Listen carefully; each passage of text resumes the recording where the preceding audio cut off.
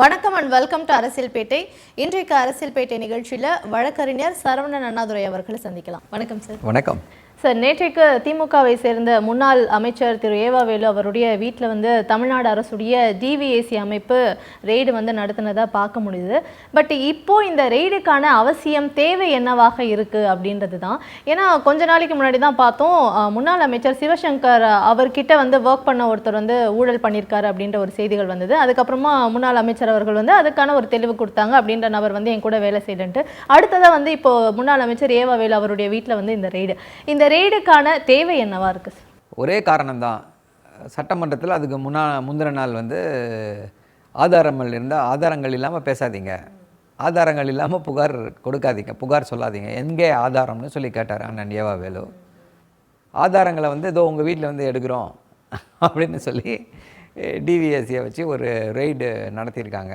அதில் என்ன காமெடி அப்படின்னா, அதில் இவர்கள் சொல்லக்கூடிய அந்த விஷயத்து மேலே நடவடிக்கை எடுத்தது யாருன்னா அண்ணன் ஏவாவேலு. 2002 நடந்திருக்கு. 3,23,00,000 ரூபா போடாத ரோடுக்கு பணம் கொடுத்துட்டாங்க அப்படின்னு சொல்லி அரப்போர் புகார் கொடுக்குது.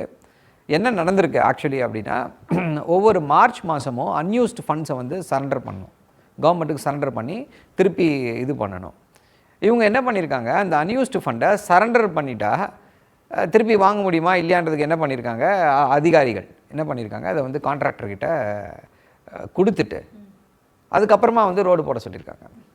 இதை கண்டுபிடிச்சி இது தெரிந்த உடனே ஒரு 4 அதிகாரிகள் மேலே துறை ரீதியாக நடவடிக்கை எடுத்தார் அமைச்சர். அதை ஏதோ பெரிய அப்படியே ஊழல் புகார்களை இவர்கள் கண்டுபிடிச்சிட்ட மாதிரியும் பெரிய ஆதாரங்களை அப்படியே அடுக்கிட்ட மாதிரியும் ஒரு ஜஸ்ட் ஒரு ஜிமிக், எல்லா இடத்துலையும் ஒரு ரெய்டு, இது ஒன்றே 40 லட்சம் ரூபாய் அப்படின்னு கைப்பற்றப்பட்டது அப்படின்னு சொல்லி சொன்னாங்க. 2022 நடந்ததுக்கும் இப்போ 40 லட்ச ரூபாய்க்கும் என்ன சம்மந்தம்? அதே போல் அந்த 40 லட்ச ரூபாயே பொய், அப்படி ஒரு பைசா கூட என்னுடைய வீட்டிலேருந்து எடுக்கப்படவில்லை அப்படின்னு தெளிவாக அண்ணன் பேட்டி கொடுத்தாரு. ஸோ இவங்க என்னென்னா, இவர்களுடைய இயலாமையை மறைப்பதற்காக அந்த நேரேட்டிவ் ஃபோக்கஸ்ட் ஆன் டிஎம்கேவை வைக்கணுன்றதுக்காக இப்படி செய்து கொண்டிருக்கிறார்கள். மின்வெட்டு பிரச்சனை இருக்குது, கவர்னன்ஸ் இஷ்யூஸ் இருக்குது, அங்கே அமைச்சர்களுக்குள்ள ஒரே தகராறு ஓடி போயிட்டுருக்கு, நடந்துகிட்ருக்கு. இதையெல்லாம் மறைப்பதற்காக இப்படி நேரேட்டிவை மாற்றி அவருடைய பர்சனல் இஷ்யூஸ் ஓடிட்டுருக்கு.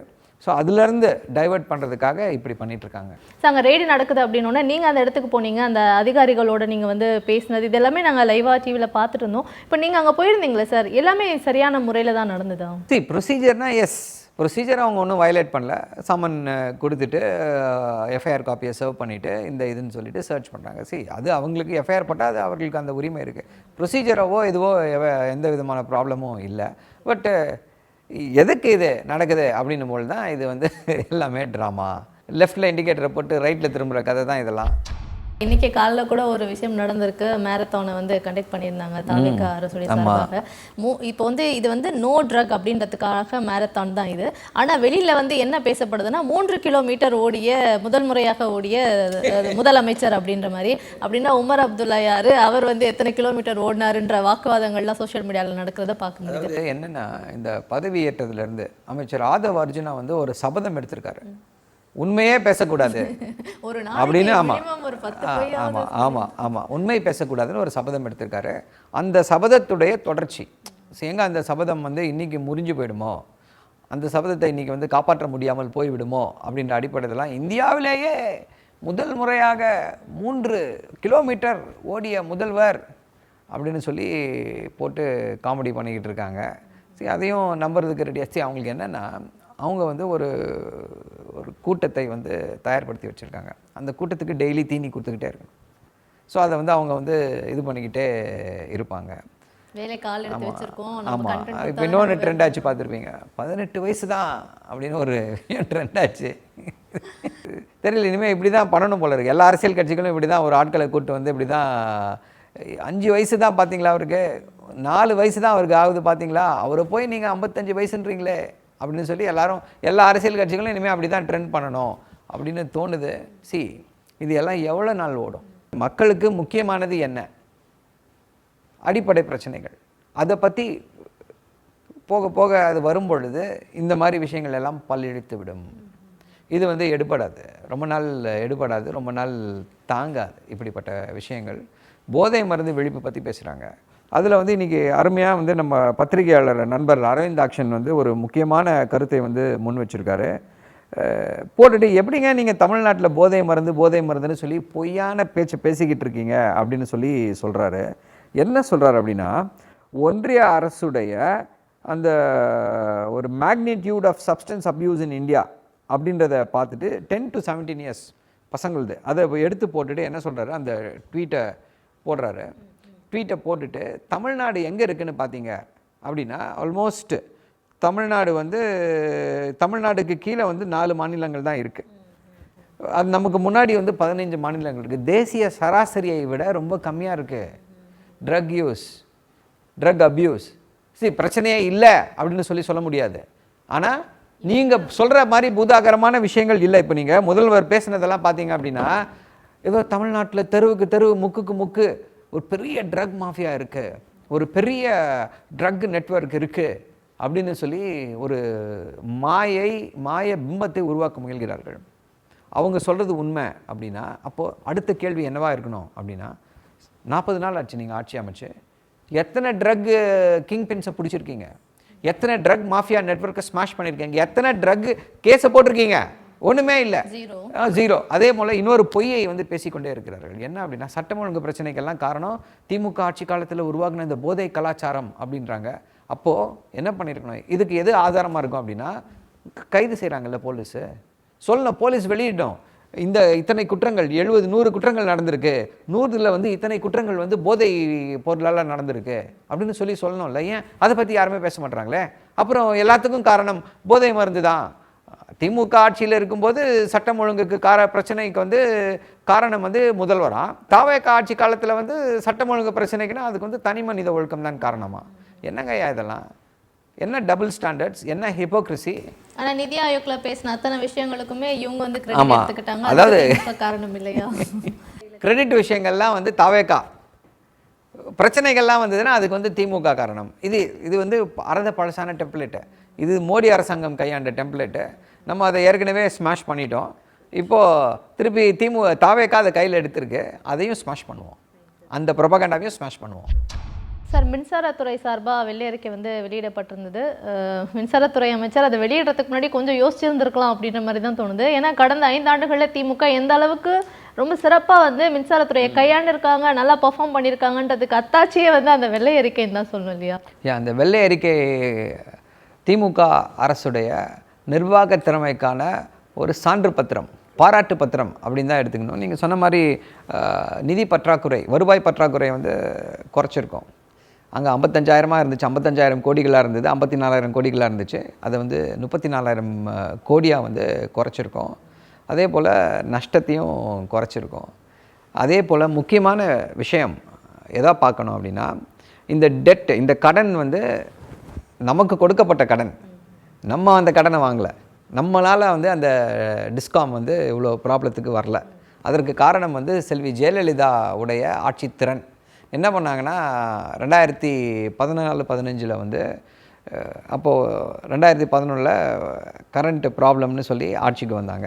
என்ன பண்ணாங்கன்னா புதுசாக எந்த திட்டத்தையும் போடாமல் எல்லாமே வந்து அதிக விலை கொடுத்து பெரிய ஊழல் நடந்துச்சு. 1 லட்சம் கோடிக்கு ஊழல் நடந்ததுன்னு சொல்லி 2015 வந்து அது ஒரு தேர்தல் முழக்கமாகவே இருந்தது. ஜாஸ்தி பணம் 3 மடங்கு 4 மடங்கு இதை விட ஜாஸ்தியாக போட்டு 25 வருஷத்துக்கு இவ்வளோ இதுக்குன்னு சொல்லி அக்ரிமெண்ட்டெல்லாம் போட்டு கொடுத்து இது பண்ணாங்க. அப்புறம் சர்ப்ளஸ் அப்படின்னாங்க. அந்த பிரச்சனை தான் வந்து இன்னி வரைக்கும் அந்த டான்ஜெட்கோவில் வந்து ஓடிக்கொண்டு இருக்கிறது. அதை இது பண்ணியிருக்கோம், குறைச்சிருக்கோம். 3 முறை அதிமுக ஆட்சி காலத்தில் விலை ஏற்றினாங்க. திமுக ஆட்சி காலத்தில் அப்படி பண்ணலை. அதுவும் அக்ராஸ் த போர்டு எல்லாருக்குமே விலை ஏற்றினாங்க. திமுக ஆட்சி காலத்தில் வந்து அதை கரெக்டாக, அது கம்மியாக பயன்படுத்தக்கூடியவர்கள், விளிம்புநிலையில் இருக்கக்கூடியவர்கள் பாதிக்கப்படாத வகையில் தான் வந்து அந்த விலையேற்றம் என்பது இருந்துச்சு. இதையெல்லாம் பார்க்கும் பொழுது அவங்க இன்னும் இது போல் நிறைய வெள்ளை அறிக்கைகளை கொடுக்க வேண்டும் அப்படின்றது தான் நம்முடைய நோக்கமாக இருக்கிறது, எண்ணமாக இருக்கிறது. நிதியமைச்சர் ஒரு வெள்ளை அறிக்கை கொடுத்தாரு, அது என்ன ஆச்சுன்னு பார்த்தோம். பாவம். காரணமாக வேற ஒரு மாநிலத்தை சேர்ந்த ஒரு அமைச்சர் வந்து பேசும்போதே தெரிய வருது. எங்க கூட வந்து நல்லா போட்டி போட்டாங்க தமிழ்நாடு அரசு. Fierce competitors. எந்த அளவுக்கு அது சிறப்பான ஒரு காணொளியில் அந்த வீடியோ யா கிளிப் யா இந்த ஆட்சி திமுக போட்ட ப்ளூ பிரிண்டில் மட்டும்தான் நடக்க முடியும். அதை தாண்டி இவர்களால் எதையுமே செய்ய முடியாது. அதை ஒதுக்கி வச்சுட்டு எதுவுமே செய்ய முடியாது. அதுதான் வந்து நம்முடைய கழக தலைவர் வந்து பேசினார், தேடினார் எங்கள் சட்டசபையில் தேடினார். அதுதான் என்ன வந்து சட்டசபையில் தேடாதீங்க, மக்களுடைய இதயங்களிலே தேடுங்கள் அப்படின்னு சொன்னார். இந்த மகளிர் உரிமை தொகை இருக்க வரைக்கும் மு.க. ஸ்டாலின் நிறைந்து இருப்பார் அப்படின்றதையும் பேசியிருக்காரு. ஸோ திமுக உடைய ஆட்சியின் திட்டங்களுடைய நீட்சி தான் நீங்கள் நடத்த முடியும் இவங்களால். அதை ஒதுக்கவும் முடியாது, அதை தாண்டி வேறு எதுவும் இவங்களால் பண்ணவும் முடியாது. சரி, இவங்க நியூ கம்மர் அப்படின்றதால இந்த ஆட்சி ஆக்சுவலி அவங்களுக்கு வந்து இன்டைரக்டாக வழி நடத்துதோ, அவங்கள தான் வந்து கைட் பண்ணுதோ அப்படின்னு எடுத்துக்கலாமா? இல்லாட்டி யார் ஆட்சிக்கு வந்தாலும் அதிகாரிகள் வந்து அவங்கள வழி நடத்திடுவாங்க, இந்த மாதிரி ஏதாவது இருக்கா? சரி, அதிகாரிகள்லாம் வழி நடத்த முடியாதுங்க. அதிகாரிகள்லாம் வந்து அப்போ எதுக்கு எலெக்டட் ரெப்ரசன்டேட்டிவ்ஸ் எதுக்கு? கிடையாது. இப்போது ஒரு திட்டங்கள் இருக்குது அப்படின்னா நீங்கள் போய் எதை கேட்டாலும் நிதி செக்ரட்டரினா சொல்கிறார், இதுக்கு பணம் எங்கெங்கே இருக்குது, பணம் எங்கெங்கே இருக்குதுன்னு தான் சொல்லுவாங்க. ஆனால் அதையெல்லாம் தாண்டி இதுதான் இந்த அரசுடைய ஃபோக்கஸ், இதுதான் இந்த அரசுடைய ஐடியாலஜி, இதற்கான திட்டங்களை நீங்கள் நிறைவேற்றணும்னு சொல்லி மேலே இருந்து ஒரு இம்பிட்டஸ் இருந்தால் தான் அவர்கள் வந்து இது பண்ணுவாங்க, இல்லைனா பண்ண முடியாது. அதிகாரிகள் வந்து என்ன அக்கௌண்டபிலிட்டி இருக்குது, அவங்களுக்கு என்ன ரெஸ்பான்சிபிலிட்டி இருக்குது? இப்போது தமிழ்நாட்டை வந்து பொருளாதார வளர்ச்சி குறையுதுன்னு வச்சுக்கோங்க, அதிகாரிகளை போய் மக்கள்கிட்ட நிற்க போகிறாங்க? இப்போது தமிழ்நாட்டில் வந்து ஒரு பிரச்சனை வருது, எல்லாருக்கும் நம்ம வந்து பெர் கேபிட்டா இன்கம்மை ஜாஸ்தி ஆக்கியிருந்தோம், இப்போ குறையுது அப்படின்னா அதிகாரிகளை போய் பதில் சொல்ல போகிறாங்க? இல்லை. அரசாங்கம், தேர்ந்தெடுக்கப்பட்ட அரசாங்கம், அந்த அரசாங்கத்தில் இருக்கக்கூடிய மினிஸ்டர்ஸ், இவங்க தான் இதுக்கு பொறுப்பேற்றுக்க முடியும். ஸோ அதிகாரிகள்லாம் வழி நடத்த முடியாது. அதிகாரிகள் வந்து சரியான முறையில் இயங்குறாங்க அப்படின்னா அவங்க வந்து வேல்யூ ஆட் பண்ணுவாங்க. இப்போ ஒரு திட்டம், இந்த இது ஐடியாலஜி, எங்கள் ஐடியாலஜி இது, இதில் இப்படி போனோம், என்னுடைய இலக்கு இது அப்படின்னு சொல்லிட்டா அதிகாரிகள் வந்து அந்த சரியான அதிகாரிகள், சிறப்பான அதிகாரிகள் இருந்தாங்கன்னா அந்த இலக்கு இல்லைங்க, இந்த இலக்கையே நம்மளால் தாண்டி போக முடியும், இந்த இலக்கை இப்படி நம்மளால் கொண்டு போக முடியும், இந்த இலக்கை நீங்கள் வந்து 2 வருஷத்தில் சொல்கிறீங்க, இந்த இலக்கை 2 வருஷத்தில் அடைய முடியாது, இது 3 வருஷம் ஆகலாம், இல்லை நான் வந்து ஒரே வருஷத்தில் இந்த இலக்கை இது பண்ணிக்கிறேன், அதுதான் ஒரு திறமையான அதிகாரிகள். ஸோ அப்படி தான் அவங்க வந்து ஒரு வேல்யூ ஆட் பண்ண முடியுமே தவிர ஒரு அரசாங்கத்தையே வந்து வெறும் அதிகாரிகள் மட்டுமே வந்து அப்படி தான் போயிட்டுருக்கு இப்போது. அப்படின்னா தென் ரஜினி சொன்ன மாதிரி தான், ஆண்டவனால தான் தமிழ்நாட்டை காப்பாற்ற முடியும். ஸோ இப்போது சட்டமன்றம் பற்றி நீங்கள் பேசுனீங்க. இப்போ சட்டமன்றத்துக்குள்ளே முதலமைச்சர் அவர்கள் நடந்து கொண்ட அந்த விதம் என்னென்னா ஷூட்டிங் ஸ்பாட் மாதிரி சட்டமன்றத்தையே மாற்றி வச்சுருக்காங்க அப்படின்ட்டு, அதுக்கு தாவேகா சார்பினர் சைடில் என்ன சொல்லப்படுதுன்னா, ஏன் இந்த மாதிரி பேசக்கூடாதா, இந்த மாதிரிலாம் பண்ணக்கூடாதா அப்படின்ட்டு. அது இல்லை, மரபு அப்படின்றது ஒன்று இருக்குது, எல்லாத்தையுமே பண்ணிவிட்டு இனிமே இப்படித்தான் அப்படின்ட்டு அதை வந்து நார்மலைஸ் பண்ணுறதை வந்து தாவேகாவினர் அப்படி பண்ணுறாங்கன்றதை பார்க்க முடியுது. பட் சட்டமன்றத்தில் அவர் நடந்துக்கிட்டது, அவர் பேசின விதம், நல்ல மனப்பாடமாக வந்து பேசிட்டு வந்தார்னா அதை பர்ஃபார்ம் பண்ணி அதை வந்து செயல்படுத்துறதும், பார்த்து படிக்கும்போது அவர் தடுமாறுறதும், இந்த மாதிரியான காட்சிகள்லாம் வந்து பார்த்துட்ருக்கோம். சரி, அதுக்கு 2 விஷயங்கள் என்னால் சொல்ல முடியும். சபாநாயகர் என்ன சொன்னார், அவர் பேசட்டும், அந்த ஃப்ளோவில் பேச முடித்த உடனே உங்களுக்கு வாய்ப்பு கொடுக்குறேன் அப்படின்னு சொல்லி எதிர்க்கட்சி தலைவரை பார்த்து சொல்கிறாரு. ஸோ என்ன அப்படின்னா, அந்த ஃப்ளோ கட் ஆகிடுச்சுன்னா திரும்ப டேக் வந்து திரும்பி ஃபஸ்ட்லேருந்து ஆரம்பிக்கணும். இது வந்து இயல்பானது கிடையாது. அதுதான் வந்து அண்ணன் ராசா அவர்கள் வந்து அந்த இதில் வந்து தெளிவாக சொன்னார். நம்ம ஆட்சியை பற்றி, இந்த திமுகவை பற்றி திட்டுறதெல்லாம் வந்து ஒரு ஃபுல் இது, மற்றதை மட்டும் அப்படியே எடுத்து படிக்கிறாரு.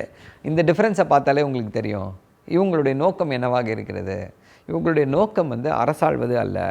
திருப்பியும் சொல்கிறேன், அவர்கள் ஒரு கூட்டத்தை வைத்திருக்கிறார்கள், அந்த கூட்டத்துக்கு தீனி போடணும், அவ்வளோதான். அதை செய்தால் போதும் அப்படின்னு சொல்லி நினைக்கிறாங்க. ஷார்ட் டேர்மில் இது வந்து ரொம்ப பெரிய சாதனை பண்ண மாதிரி, is the most popular man அப்படின்ற மாதிரி ஒரு மாய தோற்றத்தை உருவாக்கும். Down the line 3 months 6 months சுக்கு நுறா உடையும். அமோனியா விஷவாயு கசிவு, 2 பேர் இறந்து போனாங்க அப்படின்னு சொல்லி ட்வீட் போட்டதோட சிஎம்ஓ தமிழ்நாடு ஹேண்டில் அவ்வளோதான் சைலண்ட் ஆகிடுச்சு. அதை பற்றி கவலையே இல்லை. அவர் அதை பற்றி அவர் எங்கேயுமே பேசலை, எதுவுமே பேசலை. 10 பேர் இறந்து போயிருக்காங்க இது வரைக்கும். அது ஒன்று நீட் மறுதேர்வுக்காகவும் மாணவர்கள் தற்கொலை நடந்திருக்கு, அதை பற்றி பேசலை. நோக்கம் என்னவா இருக்குது அப்படின்னா, சிஎம் ஃபேஸை வச்சுக்கிட்டு, அவருடைய முகத்தை வச்சுக்கிட்டு, மற்றவர்கள் என்ன வேணால் செய்யலாம், என்ன ஜஸ்ட் லைக் தட் போகலாம். இன்றைக்கி ஒரு சண்டையை பார்த்தோம். 10 நாளில் 30 நாளில் சண்டையா, உன் பேர் மேலே வரணுமா என் பேர் மேலே வரணுமான்ட்டு. ஸோ இதுதான் யதார்த்தம், இதுதான் தாவேக்கா. அவங்களுக்கு மக்கள் மேலே அக்கறையோ இல்லை ஜெயிச்சு ஒரு கொள்கைக்காக ஜெயிச்சு அந்த கொள்கைகளை செயல்படுத்த வேண்டும் அப்படின்ற அந்த ஒரு புரிதலோ கிடையாது. நின்னாங்க, அவருடைய பாப்புலாரிட்டியில் ஜெயிச்சு வந்துட்டாங்க, அவ்வளோதான். சும்மா என்ன சொல்லுவாங்க, ஒரே ஒரு இதை மட்டும் திருப்பி பேசுவாங்க, ஊழல் கிடையாது, ஊழலை ஒழிக்கிறோம் அப்படின்னு சொல்லி பேசிக்கிட்டே இருப்பாங்க, அவ்வளோதான். அதை தாண்டி வேறு எந்த ஐடியாலஜியும் அவங்களால பேச முடியாது. இல்லை, ஐடியாலஜி கிடையாது அவங்களுக்கு. எல்லாமே ஒரு கதம்ப சாதம், அதுதான் அவங்களுடைய ஐடியாலஜி. அது ஒர்க் அவுட் ஆகாது. அதுக்கு முக்கியமான இன்னொரு எடுத்துக்காட்டாக எதை சொல்லலாம் அப்படின்னா, ஒன்றிய அரசு அப்படின்னு சொல்லி அவரும் ஒன்றிய அரசுன்னு தான் சொல்லிட்டு இருந்தார். இப்போ இணக்கமாக போகிறதுனால இந்திய அரசு அப்படின்னு சொல்லி சொல்கிறாராம். என்ன சார், பாஜகவுக்கு அவங்க பணிந்து போயிருக்காங்க அப்படின்னு சொல்லலாமா, இல்லை பாஜகவுடைய பி டீம் தான் பணிந்துலாம் போலங்க, பாஜகவுடைய மாற்று தாங்க இவங்க. அதான் பாஜகவுக்கும் தாவேக்காவுக்கும் எந்த வித டிஃப்ரென்ஸும் கிடையாது. எலெக்ஷனுக்கு முன்னாடி வரைக்கும் அவங்களுக்கு தெரியும், பாஜகவோடு நம்ம போனாலே முடிஞ்சுது நம்ம கதை, ஜெயிக்க முடியாது தமிழ்நாட்டில். ஏன்னா அப்படிப்பட்ட ஒரு பாஜக எதிர்ப்பு மனநிலையை திமுக உருவாக்கி வைத்திருந்துச்சு. அதை அப்படியே ஜஸ்ட் லைக் தட் க்ளீனாக ரோட பண்ணிட்டு போயிட்டாங்க. பாஜக அவர் எதிரி, எங்களுடைய கொள்கை எதிரின்னு சொல்லி மக்களை இவங்களும் பாஜகவை எதிர்க்கிறாங்க போல இருக்குன்னு சொல்லி நம்ப வச்சுட்டாங்க. அதுதான் முக்கியமான காரணம். தாவேக்காவுக்கு 107 சீட்டு கிடைப்பதற்கு முக்கியமான காரணம் என்ன அப்படின்னா பாஜக எதிர்ப்பு. இப்போ என்ன பண்ணுறாங்க, அஃப்கோர்ஸ் நம்ம சுட்டி காட்டிக்கொண்டே இருந்தோம், சார் இவங்க பாஜகவை எதிர்க்கவே இல்லை சார், சும்மா டயலாக் விட்றாங்க சார். நான் அப்போது நம்ப வச்சாங்க. நாங்கள் அந்த வக்ஃபு சட்டத்திற்கு எதிராக கேஸ் போட்டிருக்கோம், நாங்கள் இப்படி போட்டிருக்கோம் அப்படி போட்டிருக்கோம், எங்களுடைய கொள்கை எதிரி அப்படின்னு சொல்லி லாஸ்ட்டு இதில் பஞ்ச் டயலாக் பேசினார். லாஸ்ட் மீட்டிங்கில் மட்டும்தான் அந்த பஞ்ச் டயலாக் பாஜகவுக்கு எதிராக பேசியிருப்பார். அதுக்கப்புறம் அதை பற்றி பேசலை. இப்போ என்ன ஆயிடுச்சு அப்படின்னா, எல்லாத்தையும் ஓகே தானே, ஓகே, ஒன்றும் தப்பு இல்லையே, நாங்கள் இணக்கமாக செல்கிறோம், இணக்கமாக சென்றால் தான் தமிழ்நாட்டுக்கு நல்லது. இந்த இணக்கமாக சென்ற தமிழ்நாட்டுக்கு இணக்கம் இல்லை, கூட்டணியிலே இருந்தாங்க அதிமுக, பாஜகலாம் ஒன்றும் செய்யாது தமிழ்நாட்டுக்கு. நீங்கள் இணக்கமாக போவதால் தமிழ்நாட்டுக்கு 5 பைசா பிரயோஜனம் வராது. நீங்கள் எதிர்த்து நின்றால் தான் தமிழ்நாட்டுக்கு ஏதாவது கிடைக்கும். அதுக்கு ஒரு கிளாசிக் எக்ஸாம்பிள் நம்மளால் கொடுக்க முடியும். Metro rail second phase, Chennai metro rail second phase 2021 ஒன்றிய அரசுடைய பட்ஜெட்டில் அதுக்கு நிதி ஒதுக்குனாங்க. அதுக்கப்புறம் திருமதி நிர்மலா சீதாராமன் என்ன சொன்னாங்க, this is not a central project, this is a state project அப்படின்னாங்க. பணம் கொடுக்க முடியாதுன்னாங்க. திமுக என்ன பண்ணிச்சு, திமுக 2024 தேர்தலில் இதை ஒரு பெரிய தேர்தல் பிரச்சாரமாக முன்னெடுத்து தொடர்ந்து விமர்சித்தார்கள், கண்டினியூஸாக விமர்சித்தாங்க, ஏமாத்தினாங்க, பாஜக ஏமாத்திச்சுன்னு சொல்லி 2024 தேர்தலில் இதை முதல்வர் திரு மு.க. ஸ்டாலின் அவர்கள் எல்லா இடத்துலையும் போய் பேசின உடனே என்ன பண்ணாங்க, 2024 தேர்தல் முடிஞ்ச உடனே கொடுத்துட்டாங்க. இப்படித்தான் பாஜகவை பணிய வைக்க முடியும், நாங்கள் இணக்கமாக போகிறோம், ஃபெடரலிசம் மேகதாட்டில் அணை கட்டுறதுக்கு இது பண்ணிடுவாங்க. ஸோ இப்படித்தான் இவர்கள் செயல்படுவார்கள். அதுலேயும் ஒரு காரணம் இருக்குது, என்ன அப்படின்னா பாஜக தமிழ்நாட்டை அவங்களுக்கு எந்த ஜென்மத்திலையும் ஓட்டு கிடைக்க போகிறது கிடையாது. அவங்களுக்கு இங்கே தேர்தல் வெற்றி வாய்ப்பு இல்லை. அதனால் அவங்க தமிழ்நாட்டை பற்றி கவலையே பட மாட்டாங்க. அவங்க ஒரு அப்பட்டமான ஓட்டரசியல் கட்சி. என்ன யோசிப்பாங்க, பீகாருக்கு எக்ஸ்ட்ரா 20 கோடி சாங்ஷன் பண்ணால் அந்த இதில் ஜெயிக்கலாம், தமிழ்நாட்டில் நீ 30,000 கோடி இறங்கினாலும் தமிழ்நாட்டு மக்கள் பாஜகவுக்கு ஓட்டு போட மாட்டாங்க அப்படின்ற அந்த சூழல் வந்த பிறகு they are not going to do anything. Okay, பத்தாதைக்கு அண்ணாமலையும் இறக்கி விட்டுருக்காங்களே சார், மதசார்பற்ற ஒரு கட்சியை நான் தொடங்கியிருக்கேன். திமுகவிற்கு கிடைத்த வெற்றி தான் அது. ஏன்னா பாஜகவுடைய அவர் பாஜகவுடைய முன்னாள் தலைவர், அவரே வாயில் என்ன சொல்கிறாரு, பாஜகவுடைய கொள்கைகள் தமிழ்நாட்டில் ஒர்க் அவுட் ஆகாது அப்படின்னு சொல்லி பாஜகவே விமர்சனம் செய்கிறார். 3 மொழி கொள்கைக்கு எதிராக பேசினார். இப்போது செக்குலரிசம் அப்படின்னு சொல்லி சொல்கிறார். அப்போ அவர் பாஜக ஒரு மத வெறி பிடித்த கட்சி அப்படின்னு எடுத்துக்கலாமா நம்ம? ஸோ அப்போது திமுகவோட விமர்சனங்கள் சரியான விமர்சனங்கள், திமுக சரியான அரசியலை கையாண்டிருக்கிறது அப்படின்னு தானே பார்க்கணும் அதை. சரி, இப்போது தாவேக்கா பாஜகவோட இணக்கமாக போகிறது வந்து பார்க்க முடியுதா? ஆனால் பரந்தூர் விமான நிலையம் கொண்டு வரக்கூடிய அந்த விஷயத்தில் மட்டும் அகெயின்ஸ்டாக நிற்கிறோன்னு சொல்கிறாங்க இப்போது. பட் பின்னாடி என்ன மாதிரியான சேஞ்சஸ் பண்ண போகிறாங்கன்றது தெரியல. ஏன்னா ஆரம்பத்தில் அதை எதிர்த்து குரல் கொடுத்தது, ஆர்ப்பாட்டம் நடத்தது நாங்கள் அப்படின்ட்டு தாவேக்கா வந்து நிற்கிறாங்க. ஆனால் அங்கே பார்த்தீங்கன்னா பரந்தூர் அந்த விமான நிலையம் வரதுக்கான வேலைகள் வந்து நடந்துட்டு இருக்கு. அதாவது நிலத்தை வந்து கையகப்படுத்துறது. இப்போ போன வாரம் கூட வந்து அங்கே இன்னும் இருக்கக்கூடியவங்களுக்கு வந்து நோட்டீஸ் வந்திருக்கு, சீக்கிரமாக இடத்த காலி பண்ணுங்க, நிலங்களை கையகப்படுத்தணும் அப்படின்ற மாதிரி. அங்கே வேலைகள் ஆனால் போயிட்டு இருக்கு. இங்கே வந்துட்டு நாங்கள் அதை எதிர்க்கிறோம் அப்படின்னு சொல்றாங்களே, அதுவும் எப்படி சார் கட்டமைப்பு?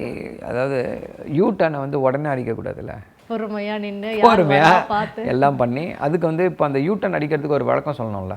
திமுக அப்பவே சைன் பண்ணிட்டாங்க, திமுக ஓகே சொல்லிட்டாங்க, திமுக காரணம்னு சொல்லி திமுக காரணம் முடிஞ்சிடுச்சு, எங்களால் என்ன பண்ண முடியும்? பரந்தூர் வந்து காலத்தின் கட்டாயம், அதை உணர்ந்து தான் திமுக வந்து அதை வந்து செயல்படுத்த முயற்சி. நம்ம ஆட்சி வந்திருந்ததுன்னா 2029 it would have come into existence Parandur விமான நிலையம்.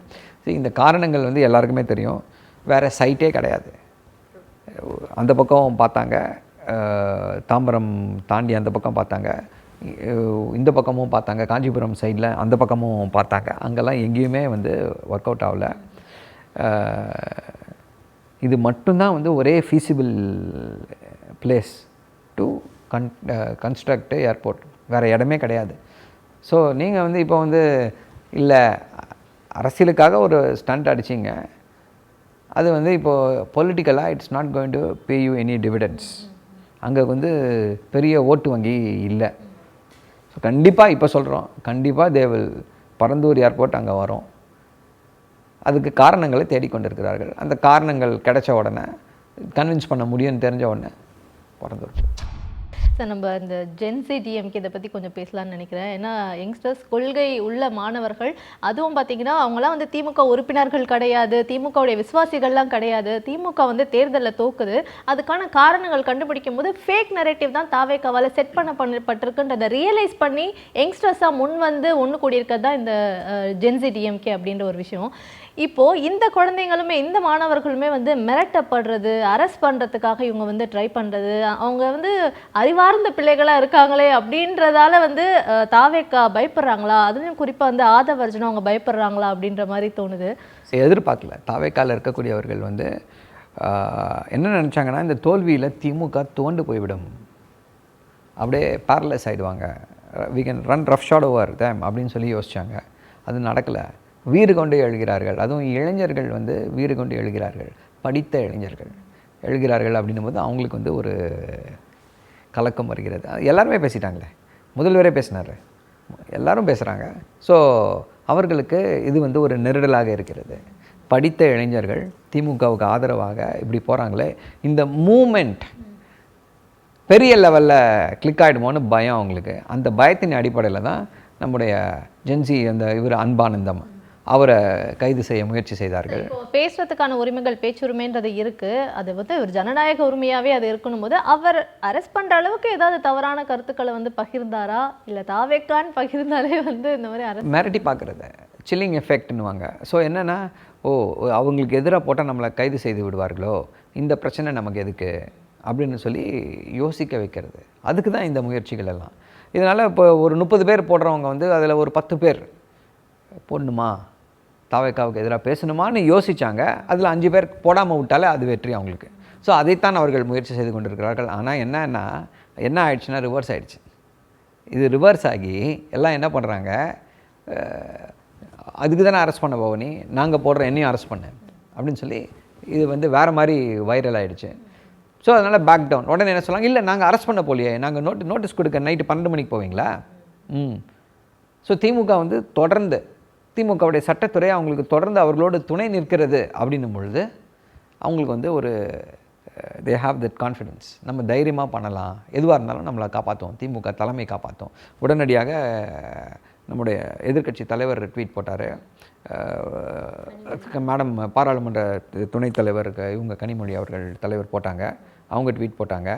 ஸோ அப்போ ஒட்டுமொத்த ஃபோக்கஸும் மாறி இது வந்து நெகட்டிவாக போதுன்னொடனே உடனே இல்லை நோட்டீஸ் தான் நாங்கள் கொடுத்தோன்னு சொல்லி அடுத்த நாள் நோட்டீஸை வந்து சர்வ் பண்ணிட்டு போயிருக்காங்க. ஸோ அவர்களுக்கு வந்து அந்த ஒரு கலக்கம் இருக்கிறது. நம்மளை ஸ்மாஷ் பண்ணிட்டோம் அப்படின்னு நினச்சாங்க, பேரலைஸ் பண்ணிட்டோம் அப்படின்னு நினச்சாங்க. இல்லை, வீறு கொண்டு எழுகிறோம் அப்படின்றத அவங்களால தேர் not able to take it. இப்போ களத்தில் நடந்துட்டு இருக்க பல அரசியல் சம்பவங்கள் கொடுத்து ரொம்ப தெளிவான விளக்கங்கள் வந்து எங்கள் கூட பகிர்ந்துக்கிட்டீங்க சார். Thank you sir. மீண்டும் திங்கள் இரவு 9:30 மணிக்கு அரசியல் பேட்டி நிகழ்ச்சியில் சந்திக்கலாம். நன்றி.